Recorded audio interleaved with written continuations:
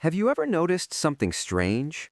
You work hard, you earn money, and yet somehow you always feel behind. No matter how much you try, the finish line keeps moving. That feeling? It's not an accident. Let me ask you a simple question. If slavery is illegal, why do so many people still feel trapped?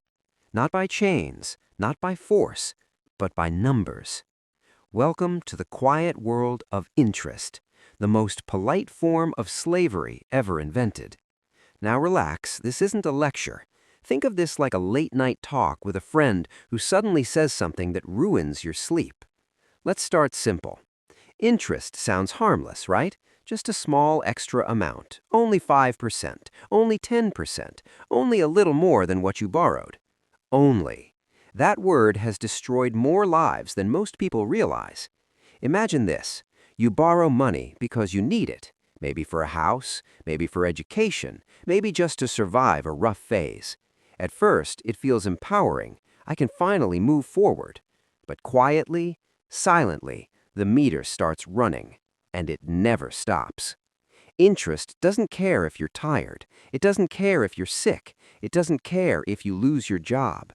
It grows while you sleep. That's the first red flag. Anything that grows while you rest, but shrinks you while you work, deserves a second look. Let's use a real-life example. You buy a phone on installments. The price says $1,000, but by the end, you've paid $1,400. You didn't buy a phone, you rented money. And that extra $400, that's not for the phone. That's the fee for being impatient or poor.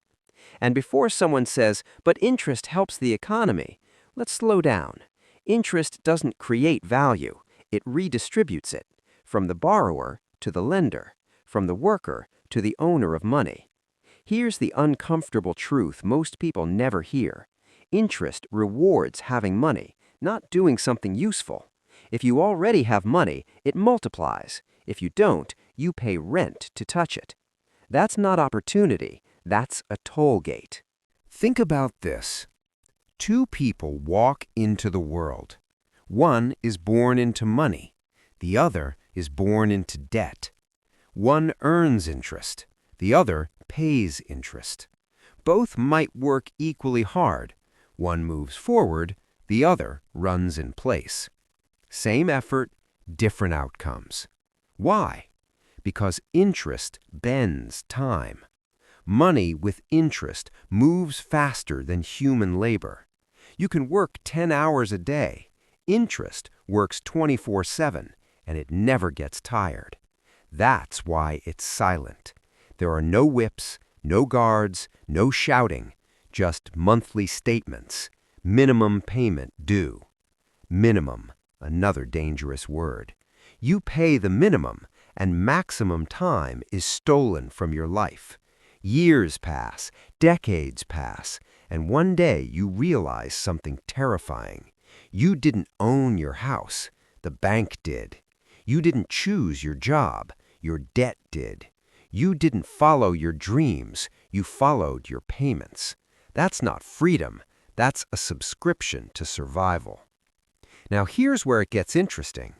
Interest turns time into a weapon. When you borrow, you're borrowing from your future self, and future you is always weaker. Future you has responsibilities. Future you has less energy. Future you has fewer options. Interest knows this. That's why it's patient. You miss a payment? No problem. The balance grows. You struggle? No problem. The clock keeps ticking. This is why interest-based systems don't need force. They use math. And math doesn't argue. It just collects. Let's add some humor before this gets too dark. Ever notice how banks smile a lot?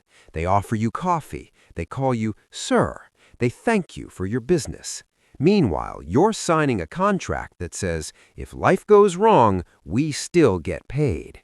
That's not friendship. That's the politest trap in history. And here's the clever part. Interest makes people blame themselves. I didn't work hard enough. I made bad choices. I should have been smarter. Sometimes that's true, But sometimes the game was rigged, because when money itself earns money, human effort becomes secondary.